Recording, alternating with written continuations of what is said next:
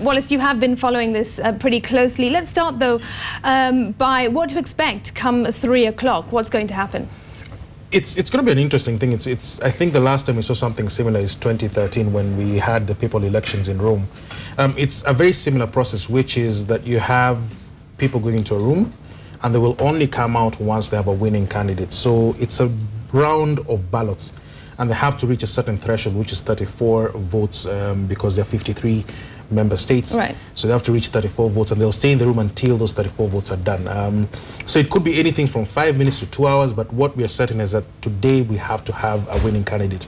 In July, they went through this process, I think about several rounds of votes, and it still didn't happen. Right, and who exactly are these people that you're talking about that will enter that room? Representatives, surely, from each and every African Heads nation? of state, actually. The conversation I had, and that was last week, with Monica Juma, the PS, and some of the questions I was asking her was with regard to how we've managed to do our lobbying.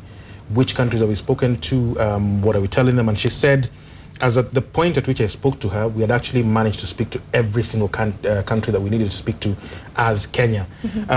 They then go in, and obviously they have a lot of considerations to make, not just in terms of the candidates themselves and what they have to offer, but also for each country and what it wants. So you might find countries that want something from each other, whether it's from a trade perspective, from any other foreign policy perspective, might trade votes based on that. So sometimes it's not so much about whether a candidate is strong or not, it's about what each country wants from the rest. And how they can gain, essentially. And that's the thing. So the conversations that have taken place between Kenyan representatives, anything from President Kenyatta to the Deputy President William Ruto to cabinet members who have been on these tours of Africa trying to convince these other African countries to vote for Amina Mohamed, you might find the conversations that are partly, of course, about Amina Mohamed and her credentials, but also about what Kenya would like to get from this country, or these countries would like to get from Kenya, and that's how these votes are traded. So when they go into the room, these are the considerations they make.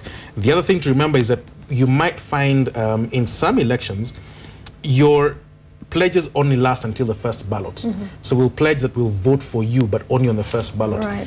If we don't get a winning candidate in the subsequent ballots, it's like you're released from any pledges that you made. That sort of pressure. And so there's a lot of, I spoke to someone in Addis this morning, and they were telling me that the amount of lobbying that's happening all over, everyone, people taking each other out for dinner, people having these little bilateral meetings in meeting rooms and things like that, it is extremely intense because there's a lot to happen. If you imagine a whole changeover, not just of the AUC chair, but also of the vice chairs, people in all sorts of different places in the African Union Commission, this is going to be an intense occasion. Essentially an election for Africa as a whole. Absolutely. It's extremely exciting, though. What happens if our Cabinet Secretary, Amina Mohamed, does win this position of AU chair? Several interesting things. Obviously, there's going to be the fact that she wins. I think she takes over immediately because Nkosazana Dlamini Zuma, who is the outgoing chair, was supposed to have left office last year, but because of the failed election in Kigali, she had to hold on for another 6 months. So you might find it's an immediate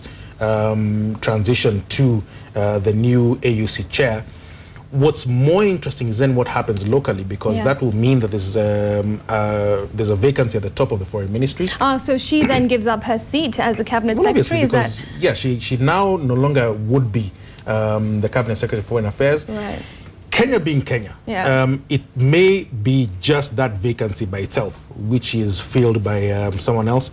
Obviously, the prerogative is on President Kenyatta. But you might find this becomes a trigger for a huge reshuffle. You know, there's cabinet secretaries who have said they wanted to run for political office, and they've been encouraged to leave office, although the president had told them he wanted them to stay in. If you think of people like Mwangi Kiunjuri and the rest. But you might find that if you have this one vacancy and one of the other cabinet members is slotted into the foreign ministry, then that creates vacancies in other ministries. So there's a whole movement. So it could be a reshuffle, or it could be a simple thing of taking someone from who's not a cabinet secretary at the moment and slotting them in as foreign minister.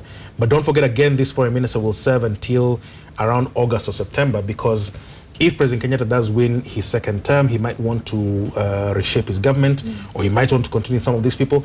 So I think for me, the exciting thing would be what happens in Nairobi if Amina Mohamed wins. If she wins in Addis, obviously what we're going to be looking forward to is what her staff will be like. Right. They'll not just be Kenyans, there'll be people from all over the continent. Sure, because she'll be representing all the African nations.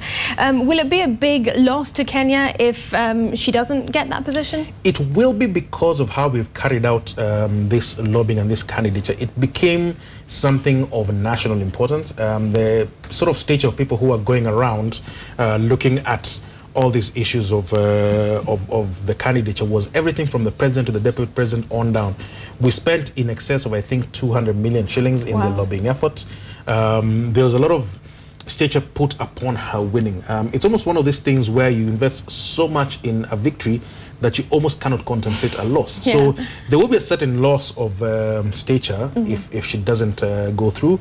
But it will mean that in Nairobi, again, if you look at the corollary of what we've just spoken about, that things continue as normal with regard to the leadership at the top of the cabinet. Right, and just briefly, what do you think? I mean, is she going to make it or not? Because how do we compare her to her competitors? The problem is this.